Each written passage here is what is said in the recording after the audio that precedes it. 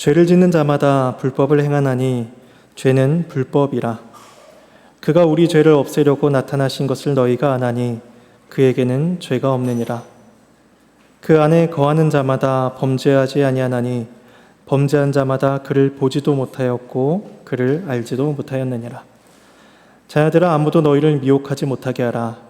의를 행하는 자는 그의 의로우심과 같이 의롭고 죄를 짓는 자는 마귀에게 속하나니 마귀는 처음부터 범죄함이라. 하나님의 아들이 나타나신 것은 마귀를 멸하려 하심이라. 하나님의 말씀입니다. 하나님께 감사합니다. 사도 요한은 오늘 말씀을 통해서 그리스도에게 속한 자가 어떤 사람인가를 우리에게 가르쳐 줍니다. 이 말씀이 그리스도를 믿어 의롭게 된 우리들에게 은혜와 또 신앙의 유익을 주시기를 소망합니다. 4절은 이렇게 말씀을 합니다. 죄를 짓는 자마다 불법을 행하나니 죄는 불법이라.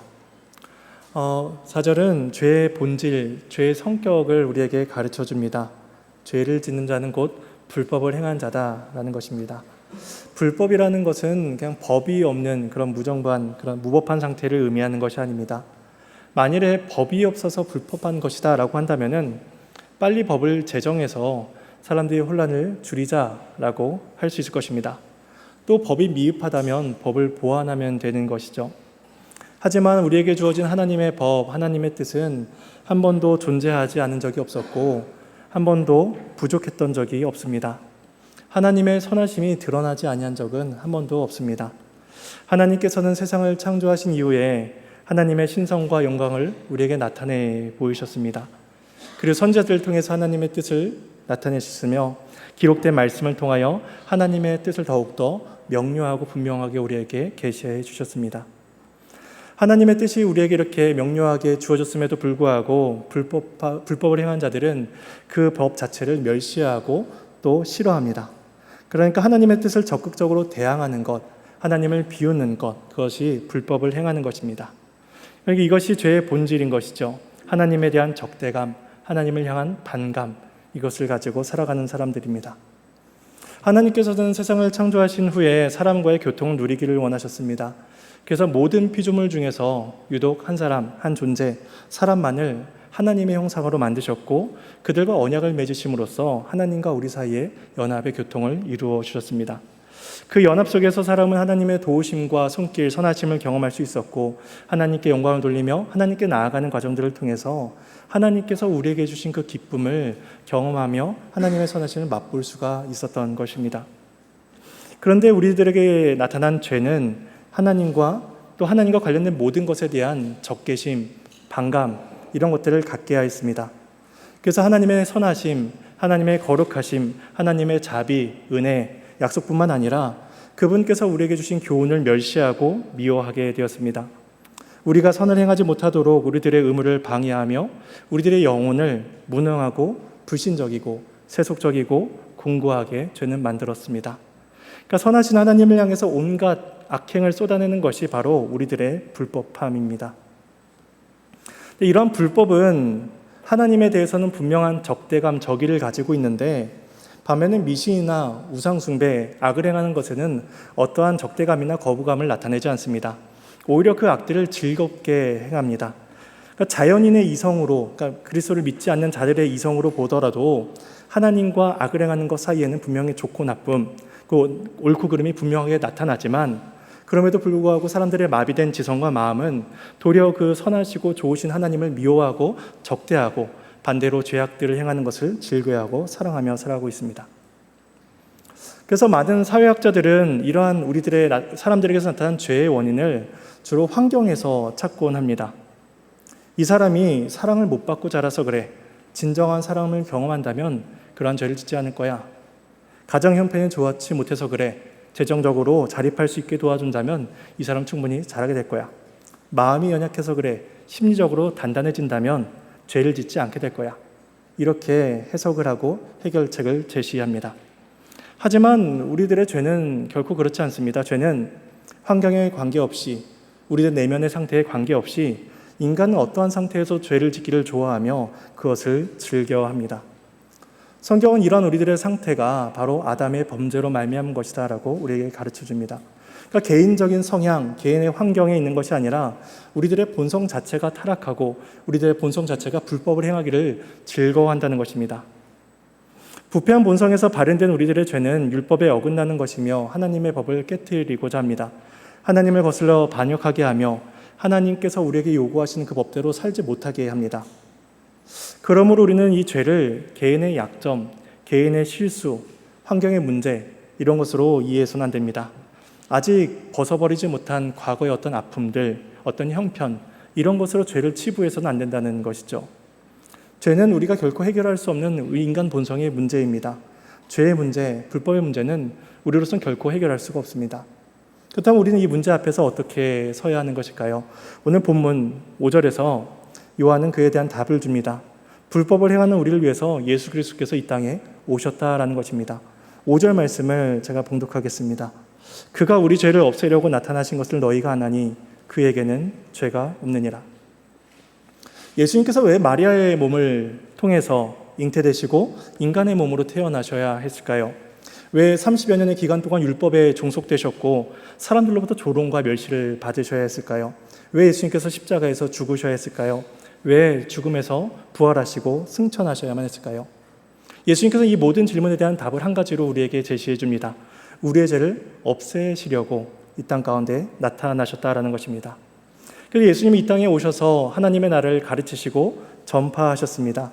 백성들을 향한 하나님의 뜻이 무엇인지를 가르쳐 주셨고 또 하나님이 어떠한 분이신지를 계시하여 알려주셨습니다.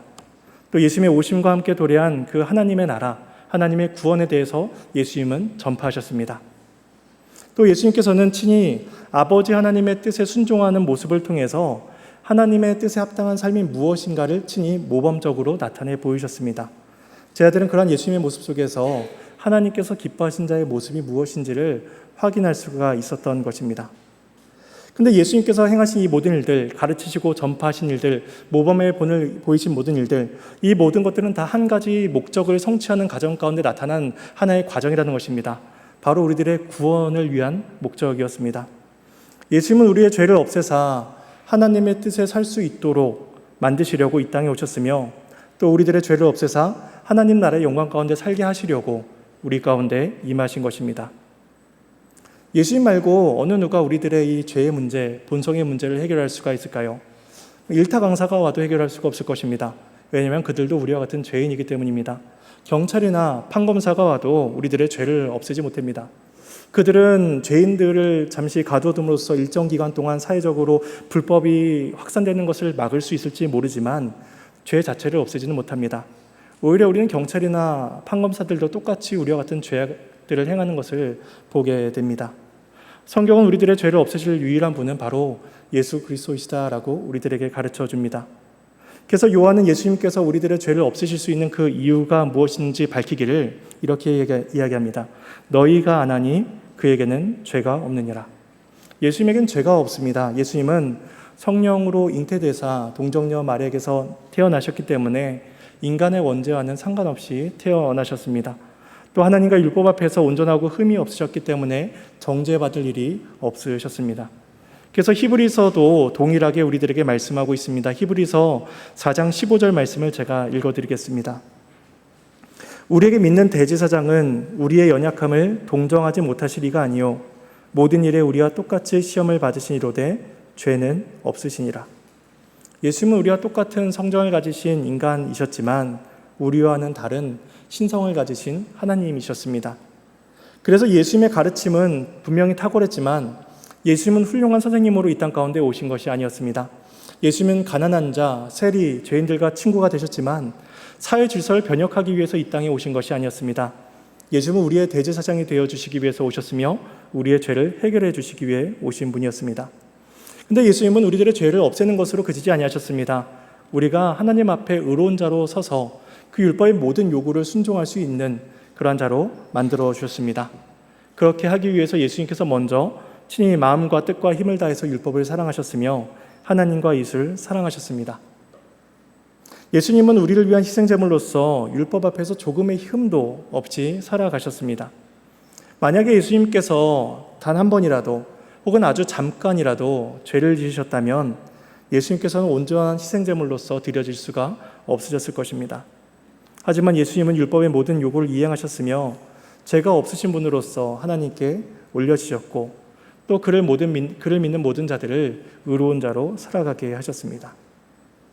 그래서 예수님의 이러한 우리를 향하신 구원의 사역들을 믿는 사람들은 결코 불법을 행할 수 없다라고 성경은 이야기합니다.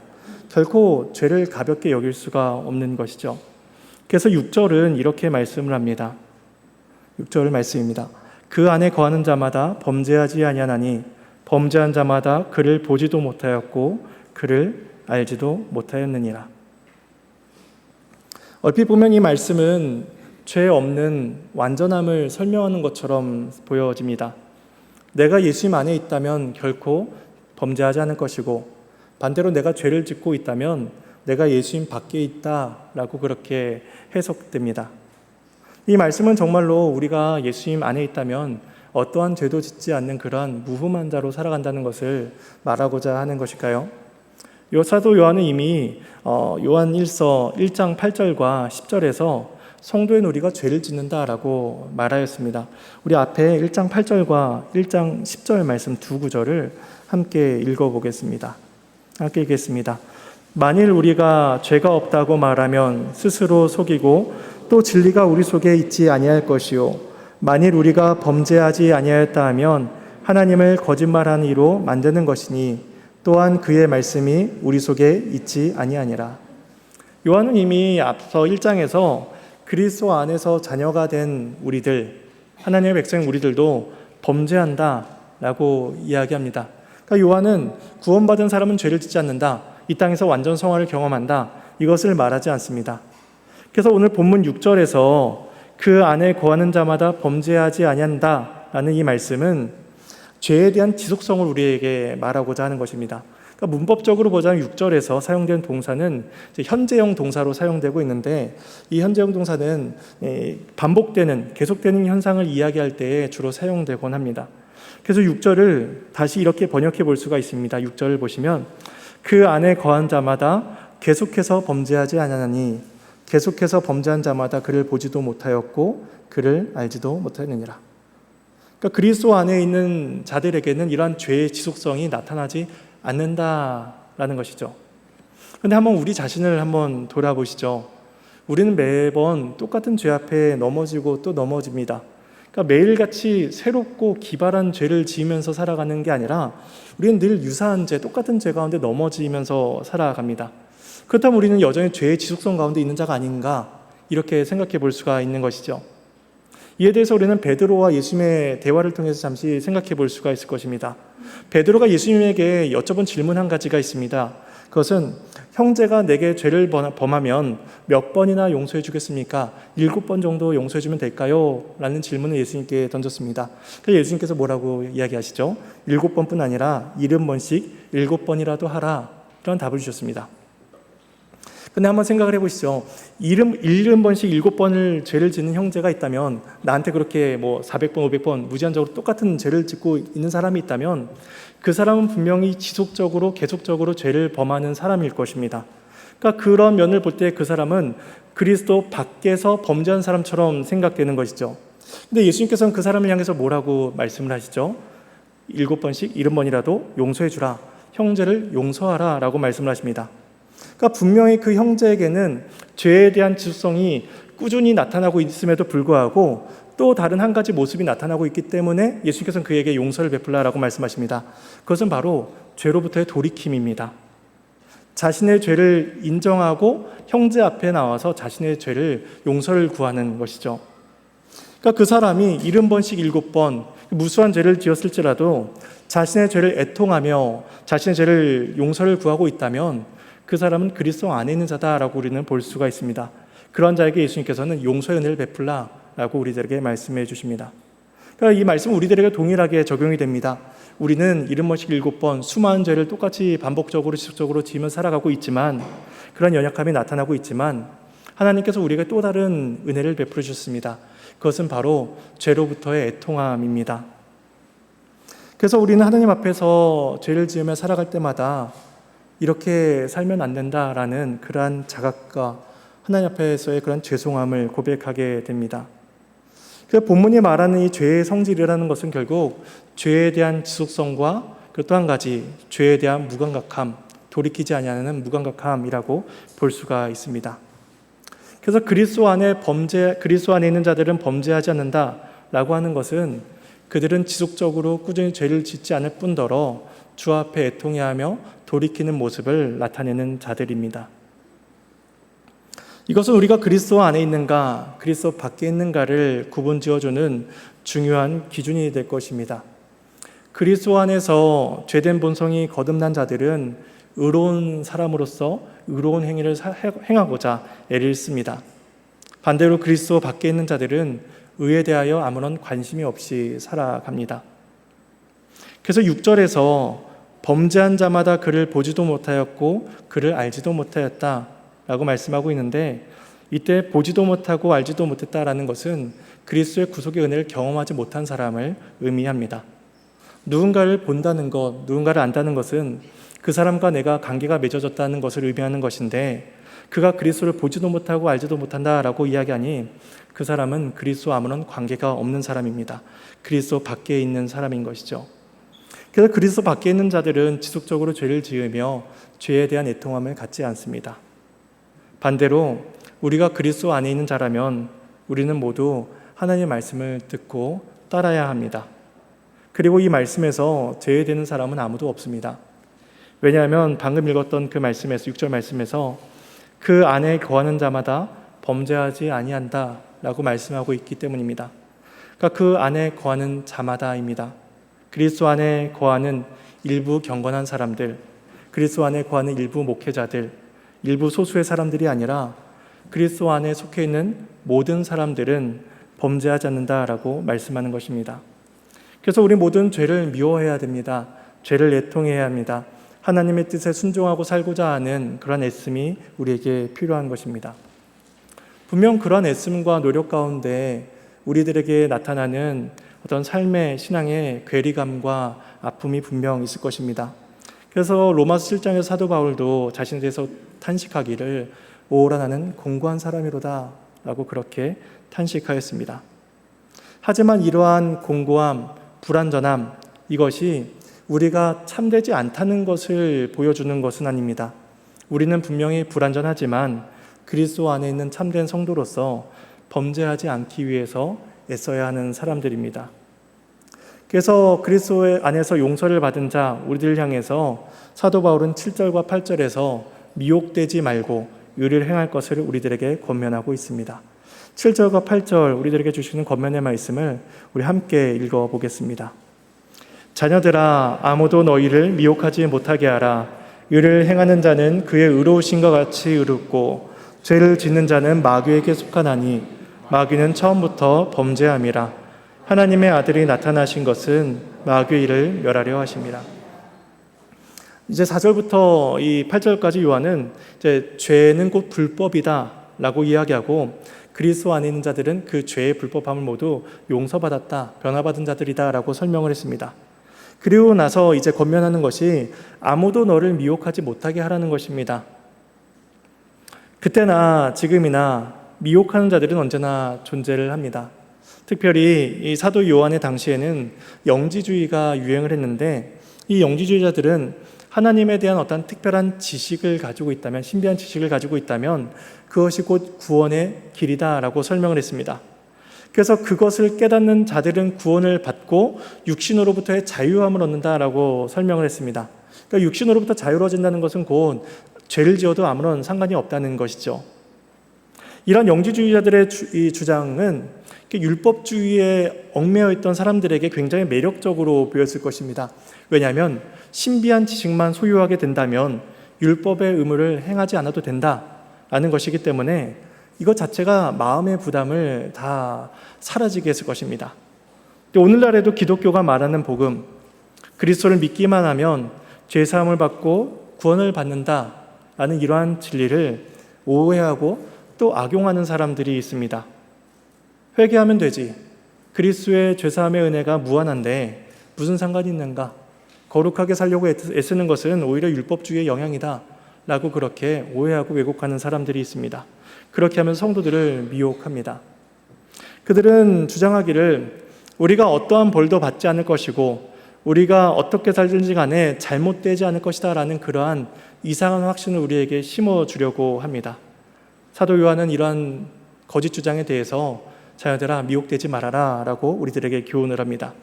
그래서 요한은 그리스도의 의와 마귀의 일을 이제 대조해서 7절과 8절에서 말씀을 하고 있습니다. 그러니까 그리스도에게 속해서 의를 행하는 자, 그리고 마귀에게 속해서 불법을 행하는 자, 이 두 부류가 있다는 것이죠. 먼저 마귀가 어떤 자인가, 마귀가 하는 일이 무엇인가 8절에서 말씀을 하고 있습니다. 마귀는 처음부터 범죄한 자라는 것입니다. 그러니까 죄를 짓는 것, 죄를 행하는 것 자체가 마귀의 특징이고 본성이고 마귀가 살아가는 삶의 방식이라는 것입니다. 마귀는 어쩌다가 실수하고 어쩌다가 죄를 짓는 자가 아닙니다. 마귀는 처음부터 죄를 즐겨한 자였고 어떻게든 그 죄가 확산되기를 즐겨하는 존재입니다. 에덴 동산에서 마귀가 그 아담과 하와를 유혹한 것을 보면 그 마귀의 본성이 무엇인지가 잘 드러납니다. 마귀는 하나님과 사람이 연합하여 교통하는 것을 싫어합니다. 하나님의 말씀이 진리가 선포되는 것을 싫어합니다. 그리고 하나님의 권위가 인정받는 것을 부정하고자 합니다. 도대체 아담과 하와가 그 에덴 동산에서 살아가는 것 자체가 마귀에게 무슨 불편함이 있었을까요? 그냥 둬도 상관이 없었을 텐데 마귀는 굳이 와서 아담과 하와를 꿰어서 하나님 앞에 범죄하게 만듭니다. 마귀는 선하고 거룩한 것이 그냥 싫기 때문입니다. 마귀는 죄를 자신의 양식으로 삼아 그것을 마치 먹지 않으면 살 수 없는 존재처럼 그렇게 살아가는 것이죠. 그래서 어떻게든 사람들을 자신의 권세와 지배하에 놓고 싶어 합니다. 그리고 마귀의 그러한 소원과 갈망은 어느 정도 이루어진 것처럼 보입니다. 왜냐하면 아담 이후로 모든 사람들이 그 죄의 동기, 죄의 불법함을 가지고 살아가기 때문입니다. 앞서서 죄의 특성이 죄에 대한 지속성, 무감각함이라고 말씀을 드렸는데 8절에서는 그것을 이렇게 표현합니다. 죄를 짓는 자는 마귀에게 속하나니. 중생하기 이전의 모든 인간은 이런 죄의 노예의 상태가 되어서 마귀의 권세 아래에 있었습니다. 그러니까 선을 행하고자 하는 의지를 완전히 상실한 채로 그렇게 살아갔으며 스스로의 힘으로는 결코 그 죄에서 벗어날 수가 없는 상태였습니다. 이런 우리들을 위해서 그리스도께서 이 땅에 오셨고 우리들의 죄를 없이 하셨으며 우리를 주 앞에 의로운 자로 살아가게 하셨으니 우리는 이제 죄에 대한 지속성과 무감각함에서 벗어나 의를 행하는 자가 된 것입니다. 그래서 사도 요한은 예수님께서 이 땅에 오신 목적을 마지막에 다시 한번 명확하게 선언합니다. 8절 마지막에 하나님의 아들이 나타나신 것은 마귀를 멸하려 하심이라. 예수님께서는 죄와 사망의 권세, 마귀의 권세를 깨트리기 위해서 승리를 선언하기 위해서 이 땅에 오셨습니다. 그리고 이것은 단순히 외적인 마귀의 멸망만을 의미하지 않습니다. 예수님께서는 마귀를 멸망하셨을 뿐만 아니라 그 마귀의 속박 아래 살아갔던 모든 자들, 그 죄인들을 구원하셨으며 그들에게 마귀의 시험에 벗어나 저항할 수 있는 능력을 베풀어 주셨습니다. 그래서 우리는 죄를 미워하고 의를 사랑하며 또 마귀의 세력에 대적하며 살아갈 수 있는 그러한 자들로서 바뀌게 된 것입니다. 분명히 우리는 죄를 짓고 살아갑니다. 근데 그 죄를 지을 때 정말 너무너무 즐겁고 기쁘신가요? 죄를 지을 때마다 역시 내가 이 맛에 죄를 짓지 라고 이렇게 살아가시는 성도님들은 아무도 없으실 것입니다. 우리는 그 죄 가운데 애통해하며 살아가고 있고 어떻게든 그 죄와 더불어 싸우려고 합니다. 그 까닭은 그 원인은 예수님께서 우리를 위해서 마귀를 멸해 주셨기 때문이며 우리를 마귀 권세로부터 해방해 주셨기 때문입니다. 그래서 우리는 이러한 자들, 마귀에 속해서 범죄한 자들과 대비하여서 이제 의를 행하는 자, 그리스도에게 속한 자가 어떤 자인가, 어떻게 살아야 되는가를 7절에서 보여주고 있습니다. 7절에 보시면 의를 행하는 자는 그의 의로우심과 같이 의롭고 라고 말씀하고 있습니다. 여기서 의를 행한다라는 것은 율법주의적인 그 행위를 이야기하지 않습니다. 왜냐하면 로마서 3장 20절에서 말씀하듯이 율법의 행위로 그의 앞에 의롭다 하심을 얻을 육체가 없나니 율법으로는 죄를 깨닫기 때문입니다. 그래서 본문 7절에서 말씀하는 의를 행한다라는 것은 그리스도를 믿음으로써 얻게 된 그분의 의를 우리들의 삶 속에서 나타내는 것을 의미합니다. 그러니까 그리스도의 의가 단지 우리들에게 전가되는 것뿐만 아니라 실제로 우리들의 삶을 의로운 행위를 나타낼 수 있는 자로서 변화시켜주는 그 능력을 우리에게 베풀어 주신다는 것입니다. 그래서 그리스도만이 우리들의 의의 원천이 되시고 의의 동력이 되시며 의의 표준이 되어 주십니다. 예수님께서는 이 땅에 계시는 동안 온전하게 하나님의 뜻에 순종하셨고 죄를 알지 못하셨으며 오직 의만을 행하셨습니다. 그리고 그런 예수님의 모습은 하나님의 아들이라는 그 신분이 가져야 되는 마땅한 자세가 무엇인가를 우리에게 보여줍니다. 예수님은 단순히 도덕적인 사람, 양심적인 사람, 착한 사람으로서 사신 것이 아니라 하나님의 뜻에 따라, 하나님의 성품에 따라 의롭다는 것이 무엇인지, 또 거룩한 성품이 무엇인지를 나타내 보이신 것입니다. 따라서 우리가 그리스도 안에서 하나님의 자녀로 입양이 되었다면, 우리가 하나님의 자녀로 부르심을 받고 있다면 우리 역시도 그리스도께서 살아가신 것처럼 그리스도를 본받아서 이 땅 가운데 살아가야만 합니다. 물론 그 일은 하루아침에 일어나지 않습니다. 나무에서 좋은 과실을 맺기 위해서는 먼저 그 나무가 충분히 자라야 합니다. 양분을 충분히 먹고 나무가 이제 열매를 맺을 수 있는 그러한 상태가 되어야 하는 것이죠. 그리고 나무가 자라고 열매를 맺는다고 했을 때에도 그 열매가 맺어지는 데에는 상당한 시간이 걸립니다. 그러니까 계속 지켜보고 있으면 나무가 자라는 것을 느끼지 못할 정도이고 열매가 자라는 것을 느끼지 못할 정도로 나무는 느리게 자라고 열매는 굉장히 느리게 맺혀집니다. 근데 마찬가지로 우리가 그리스도와 연합된 자들로서 좋은 나무가 되었지만 우리들이 의를 행하는 데 있어서, 선을 베푸는 데 있어서 그만한 노력과 시간, 애씀이 분명히 필요하다는 것입니다. 우리는 끊임없이 성령님의 도우심을 구해야 하고 하나님의 말씀을 묵상해야 하며 죄와 더불어 싸울 수 있는 그러한 힘을 길러야만 합니다. 우리가 비록 죄에 넘어지더라도 우리 안에서 역사하신 성령님께서는 우리로 하여금 우리의 죄를 애통하게 하시고 또 다시 일어나 의의 길을 걸어갈 수 있는 힘을 우리에게 베풀어 주십니다. 그래서 우리는 그 인생의 신앙의 여정 속에서 하나님께서 우리와 함께 하시고 하나님께서 우리에게 그 의의 열매를 맺어주고 계신다라는 사실을 우리는 분명히 시간 속에서 확인하게 될 것입니다. 그래서 본문은 우리들에게 분명히 말씀을 합니다. 그리스도께서 우리들의 죄를 없애주셨다. 그 안에 거한 자는 계속적으로 범죄하지 않는다. 그러니 온갖 미혹에 속지 말고 예수 그리스도의 의를 쫓아가라.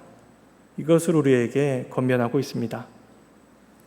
우리들의 삶을 돌아볼 때에 의의 열매가 부족하다라고 느껴진다면 우린 예수 그리스도를 바라봐야 할 것입니다.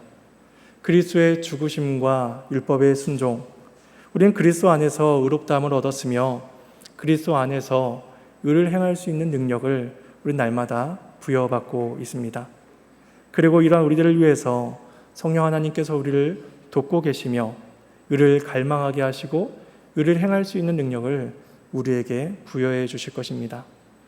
따라서 우리는 마지막 때를 살아간 자들로서 어떠한 미혹에도 흔들리지 않도록 주의 도우심을 구해야 할 것이며 그리스도를 본받아 의를 행하고 주 앞에 살아가야 할 것입니다. 이러한 은혜와 또 그러한 열매 맺음이 저와 여러분의 삶 가운데 있기를 간절히 소망합니다.